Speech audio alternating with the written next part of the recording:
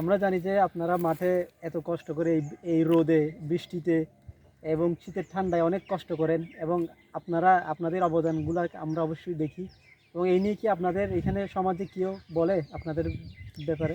ও বলে না ভাই, আমরা করি বলি কোনো মতে হাত মুন্দি বাচ্চার আল্লাহ, কোনো মতে হাত মুন্দি আল্লাহ খাবার যা কিছু আছে তা বুদ্ধির ভাগ্য করিয়ে আল্লাহ দিলে দিবে, ন দিলে আল্লাহ লেগে যাবে।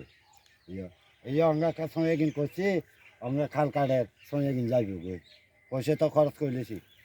এক ঘন্টা নলে কিনছি বুঝছেন না, 600 টাকা। আচ্ছা আচ্ছা তো আচ্ছা। লাগানির দিল মানুষের কেউ আর বাইফুতে এলে রে মানুষের কেউ বেতন দিতে 800 টাকা, সার হয়েছে আছে 100 টাকা, 900 টাকা হিয়ার গাছ হবে বেশি কিনি বদলে সদলে দিই। আমরা লাস্টে পিছনে গাড়ি বেড়া দিই, লাস্টে 700-300 টাকা টিয়া লই যাই ভাই। ও আচ্ছা টিয়া আচ্ছা। ঠিক না তো, তো ইয়ে করে দাম দেশের মানুষ করি বুড়ি কোনো মতো বাচ্চার গিয়ে হাত মুন্দি হলেও খাইয়ে দিয়ে।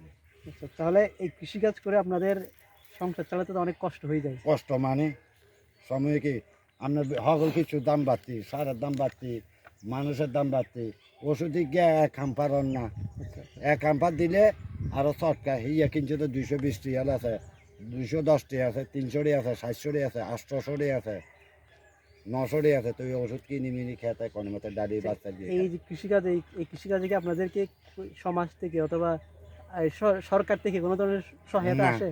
না কোনো ধরনের সহায়তা আসে না এখন না। পর্যন্ত? আরো আমরা আরো জিনিস লই যে বেশি যে হাসতা বেশি যায়, আচ্ছা। আরো জিনিস হাসতা বেশি হয়। হুম। আর যে কত বেশি যে বিশ্বে যাবেন 1 লাখ এত 20 টাকার দর বেশি চলিয়েছি, তো 20 টাকা। আপনাদের এখানে এগুলো উৎপাদন করতে যে খরচ হচ্ছে হ্যাঁ। কিন্তু তো দাম তো পাচ্ছেন না না পাইনি বিক্রি করে। হয়নি।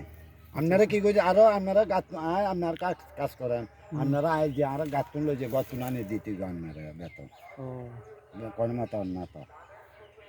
আচ্ছা, যখন অনেক বৃষ্টি পড়ে দেখা যায় যে তখন আপনাদের ক্ষেতের অনেক ধরনের ক্ষতি হচ্ছে, হ্যাঁ, তখন আপনারা কি করেন? তো কিনবা আল্লাহ লোক গেছে গই, যখন বৃষ্টি এলো গেছে আল্লাহ লোক গেছে, আমরা আর কি আল্লাহ লোক করতাম না, এটা ইয়া আচ্ছা, নাই।